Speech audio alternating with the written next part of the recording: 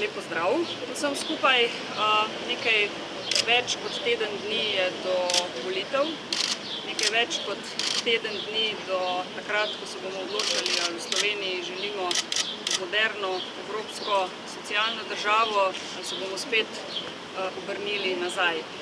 Zdaj, bom rekla, v teh dneh dosti hodim po Sloveniji in lahko vidim na eni strani žalost, na drugi strani pa tudi bes v ljudeh, glede na to, kaj se dogaja. Glede na to, da v Sloveniji še vedno obstaja možnost, da bo pravnomočno obsojen politik, in to ne zaradi česarkoli, ampak zaradi korupcije, na katero tudi vi mediji opozarjate in ste opozarjali praktično vsak dan. In nedopustno je, da bom za primer vzela včerajšnje soočenje na eni izmed televizij. Pravzaprav nihče od prisotnih politikov se jasno ne opredeli do tega, da je nedopustno, da pravnomočno obsojen in še enkrat pravnomočno obsojen zaradi korupcije politik lahko tekmuje in morebiti celo postane predsednik vlade. Tudi profesor, ki predava tukaj svojim študentom o vladavini prava in so ga polna usta prav te vladavine prava, očitno ne zbere poguma in hrabrosti in se jasno opredeli proti temu. 13. julij bo zato zelo pomemben dan za našo državo, zelo pomemben zato, da takšni politiki, ki podpira pravnomočno obsojene politike, dokazano koruptivne, rečemo ne.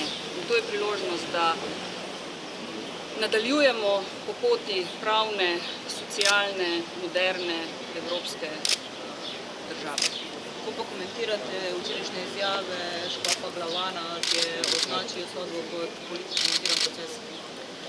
Jaz bi bila zelo vesela, če bi slišala kakšen komentar iz Vatikana na to temo. Novi papež, jaz mislim, da je zelo ostro postavil pravila v svoji lastni instituciji. Tudi dva ugledna predstavnika cerkve v Sloveniji sta se zaradi takšnih stvari morala umakniti in jaz sem prepričana, da v Vatikanu takšnih izjav ne podpirajo. Sploh so pa nedopustne. V Sloveniji veste, da ne bi bila politika oziroma država in cerkev ločena. In razlagati, da je greh, če voliš za nekoga, to, kar ti misliš, mislim, da je zelo nedopustno. Morda, gospa predsednica, tudi v luči tega, kar ste pravkar dejali, bi se morda tudi zaradi tega strinjali, da je vprašljiva legitimnost letošnje volitve? Težko rečemo, da je vprašljiva legitimnost. Mi smo vložili zakon, kjer bi na nek način prepovedali pravnomočno obsojenim politikom zasest funkcije. Javni uslužbenec, če želi dobiti službo, mora prinesti dokazilo, da ni bil nikoli obsojen na več kot 6 mesecev kazni. Za ministre, za državne sekretarje in za predsednika vlade pa to ne velja. Ta zakon ni bil napisan samo za Janeza Janšo. Če bi Slovenija bila normalna, demokratična država, takšnih zakonov ne bi bilo, v Sloveniji ne bi bili potrebni. In tako vam povem, da so tudi moji kolegi v Evropski uniji, ko sedim z njimi za mizo, nedolgo tega v Bruslju, zgroženi nad tem, da v Sloveniji lahko nekdo pelje volilno kampanjo iz zapora. To je nedopustno. Ste lahko konkretni, katero pravno osebo ste mislili, da ne opozori jasno in glasno, da pravnomočno obsoji politiko more? Kako mislite pravno osebo? Jaz sem povedala, gospod Cerar je eden izmed njih, včeraj jih je bilo v studiu 6 in nihče ni jasno in glasno povedal, da je to, kar se v tem trenutku dogaja v Sloveniji, nedopustno. Za vodenje vlade in upravljanje države je treba imeti pogum in takrat, ko je treba reči Bogu Bog, je to treba tudi reči. Lahko na vprašanje te situacije, kako komentirate mnenje teh strankov, ki pravijo, da je desetletko začasni, pa tudi zastavo banko ni zavezujoč? Najprej želim še enkrat jasno povedati, da privatizacija se ne končuje. To je prva stvar in to sem včeraj jasno povedala. Zaradi zelo razgretega ozračja zaradi politične borbe, zaradi volitev se veliko govori o tem, kaj vse bodo politiki naredili. Polna usta so jih, kako se stvari, ki so zdaj na mizi, ne smejo privatizirati. Jaz sem povedala, če bo Alenka Bratušek še naprej vodila vlado, se bodo postopki peljali tako, kot so bili zastavljeni.